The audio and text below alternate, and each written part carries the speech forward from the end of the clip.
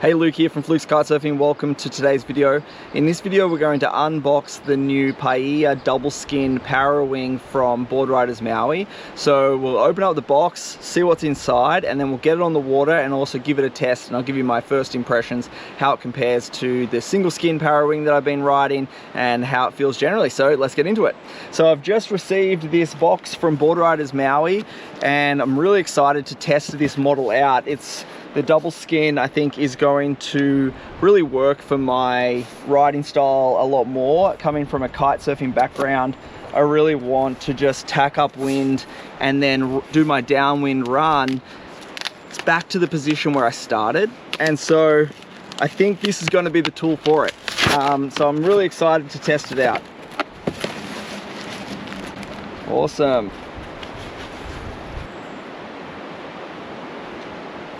And let's open up the actual ParaWing. So I've gone with the 4.5 meter. I've been told that you need to size up a little bit on these wings with the double skin.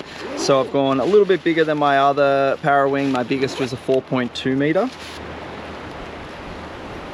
So it has the carbon bar. Still very lightweight. Heavier than the single skin, of course, with a little bit more material, but still very light, and this one is a bigger size as well. So let's open it up. So immediately you can see these sort of pockets start to fill with air. That's pretty nice.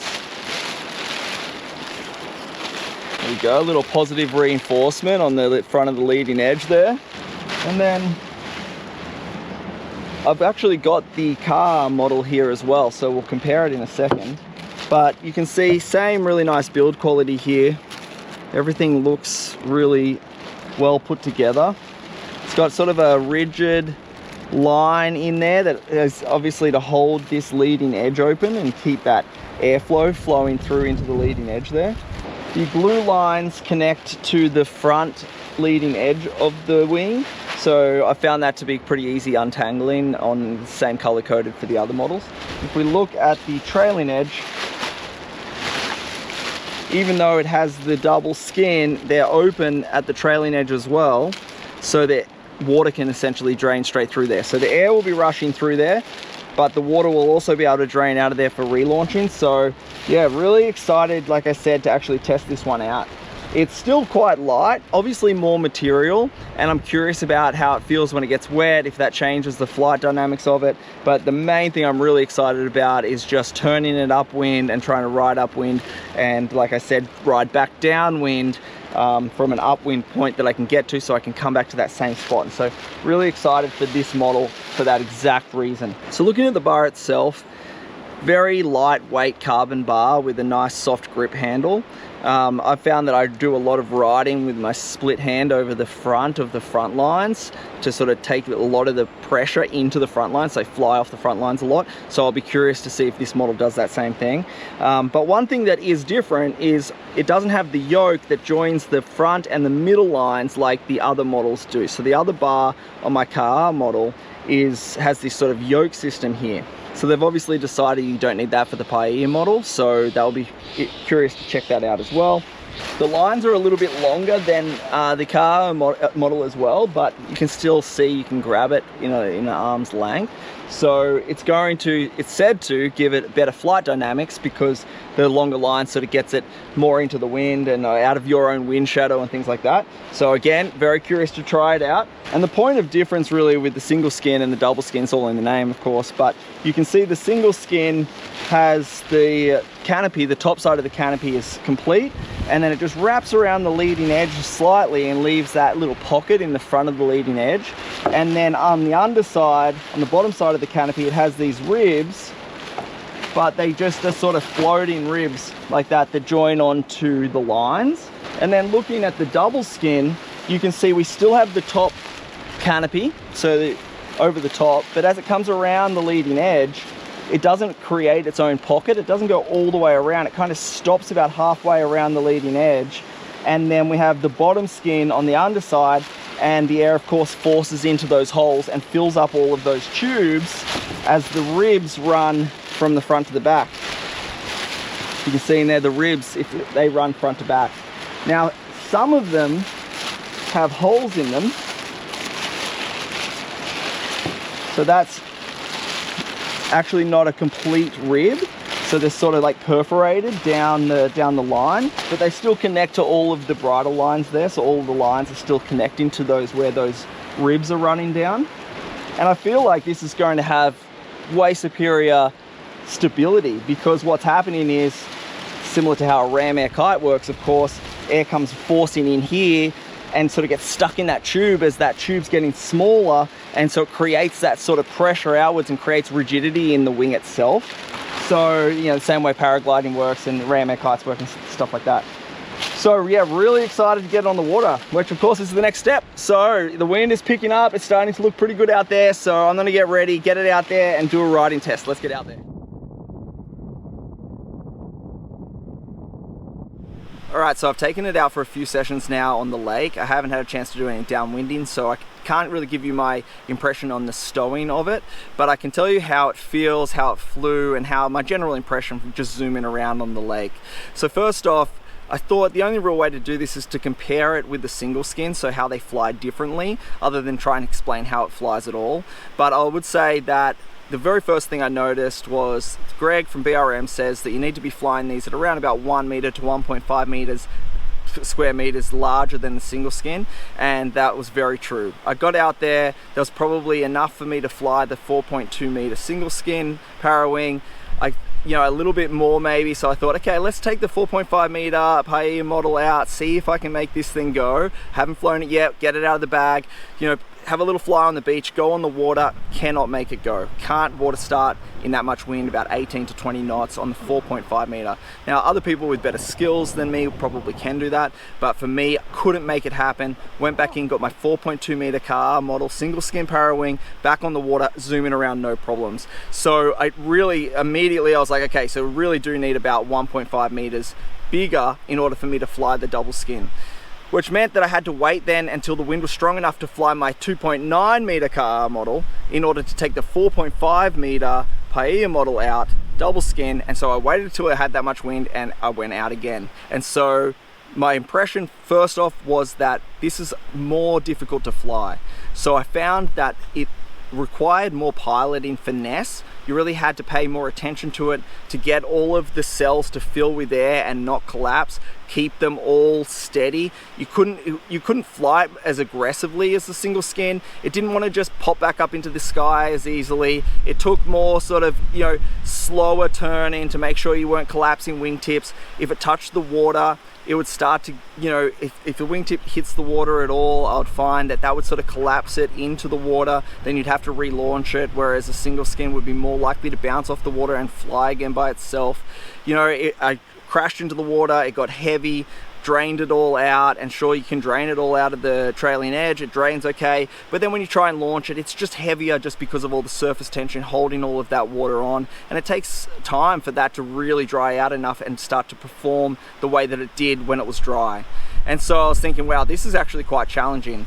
And some of the other things that I've heard are that, like, it's almost like a different sport or something like that. I didn't find that at all. Like, it really is much the same as the single skin. They basically fly in very similar ways, but the PAIA model definitely required more finesse and more attention to flying it and making sure that you didn't crash it. Then I finally get up on foil and I start flying along. I start to turn up into the wind, and I just realize how epic this wing is. It's flying so smoothly, quietly. I'm driving upwind, super stable, lower bar pressure, no collapsing, handling the gusts, not pulling me, you know, erratically like the single skin does. And I'm zooming upwind, which is a great feeling for me learning to ParaWing, to be able to really turn upwind and just fly. I'm just getting amazing feedback from the lines. I know where the wing is. It's nice and stable. And I'm thinking, wow, this is really an epic wing to fly. And I was so happy. Then I'd crash. I'd be back in the water, the thing's drenched again, I'm draining it out, getting frustrated as anything, trying to get it to launch again. You know, maybe one of the wingtips will collapse again, or there's too much water in them, it flies to the side of the window, crashes back into the water, dragging it back up, trying to launch it again, shaking it all out, throwing it back up into the sky, crashing back into the water, and I'm getting so frustrated with it. And then I finally get up on foil again, I'm like, oh yeah, this is the best for sure. And so it really was a bit of an emotional roller coaster trying to fly this. When it comes to my personal opinion on which one I want to fly, we're really comparing the 4.5 meter to the 3 meter. So we're not comparing a 4.5 meter PAIA to a 4 meter single skin, right? We're comparing it to a 3 meter, which means I need about 25 knots at least in order for me to make that wing work. And so the question is that better? Is the 4.5 meter PAIA better than the 2.9 meter Ka'a?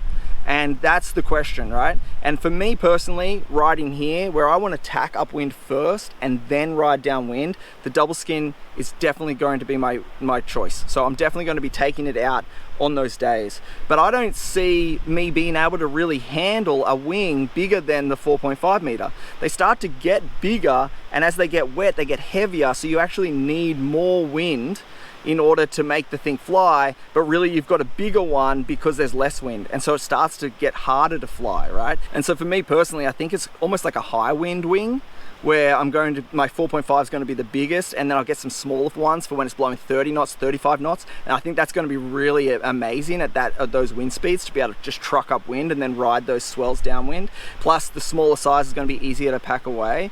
But of course, a lot of it comes down to your skill level. If you have more skills than me and you're not crashing all the time and not getting the thing wet all the time, then you're probably going to really enjoy it. But for me, crashing so much, it's kind of a lot easier at the moment just to learn on the single skin, because I can just flick it back into the sky, I smash it into the water, it bounces back up, things like that. And so that's sort of the trade-off, I think, for me personally.